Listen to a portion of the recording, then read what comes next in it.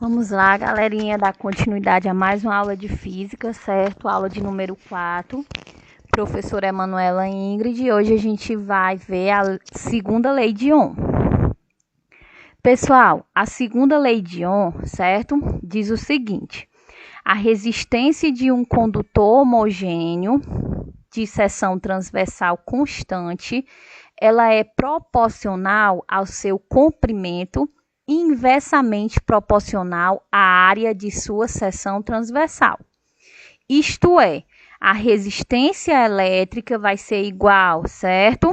A uma constante ρ, que é esse P, que parece um Pzinho aí caído que vocês estão vendo, certo? Se chama ρ, vezes L dividido por A. O que significa isso, tia? Certo? Nos seus estudos, ele viu que a resistência elétrica ela dependia de dois fatores, o comprimento, certo? E a área. Então, ou seja, se eu aumentar o comprimento do fio de um resistor, certo? Se eu aumento o comprimento de um resistor, certo? A resistência elétrica também irá aumentar. E se eu aumento a área da seção transversal desse resistor, a resistência elétrica irá diminuir, certo? Então, a segunda lei de Ohm é basicamente isso.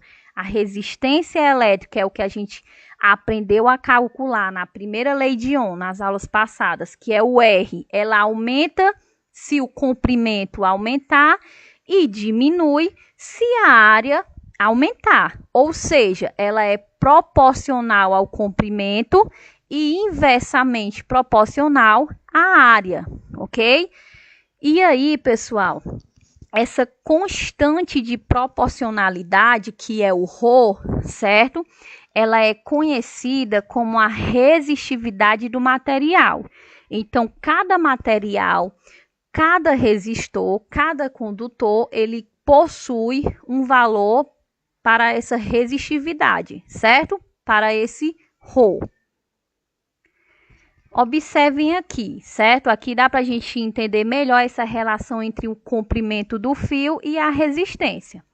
Eu tenho aqui, ó, certo? Um fio, ok? Primeiro resistor, eu tenho aí um fio e ele tem um comprimento 1, comprimento L1. Esse comprimento, ele é muito maior do que o segundo fio, do que o comprimento do fio L2, ok? Então, observe. O valor da resistência elétrica R de um fio condutor de determinado material, ele é diretamente proporcional ao comprimento L do fio. Observe, eu pego aí o fio e ele tem um comprimento grande. Então, a resistência elétrica deste fio, deste condutor, também terá um valor grande. Mas se eu diminuir, certo? Este fio, que é aí, ó, o comprimento, ao diminuir o comprimento do fio, como vocês podem ver aí no número 2, o que é que acontece com a resistência? A resistência elétrica deste fio também irá diminuir, ok? Então, se eu aumento o fio, a resistência também irá aumentar. Se eu diminuir o fio, a resistência também irá diminuir. Então, a segunda lei de Ohm, certo? Deduziu que a resistência elétrica R é diretamente proporcional ao fio, ok? Anotem isso que é muito importante. E aí, pessoal, como na sua primeira lei, que a gente tinha uma relação matemática para calcular essa resistência, na segunda lei de Ohm a gente também terá outra relação matemática, só que agora iremos ter o comprimento do fio, que é o L, uma área, certo? Que é o A, e este carinha aí, que é o ρ. Então, vamos lá. O R, como vocês sabem, significa resistência. É a resistência elétrica do condutor. E a gente calcula ela em ohm, certo? O A, pessoal, aí é a área desse fio, a área ou a espessura desse fio, ok? O L é o comprimento, é dado em metros, certo? O comprimento desse fio. E o Rho, ok? É a resistividade do material. Cada condutor tem um Rho específico. Cada condutor possui uma resistividade específica, ok? Então, não se preocupem. Toda vida que a gente for calcular utilizando a segunda lei de Ohm, a gente vai ter o Rho, a resistividade do condutor, certo?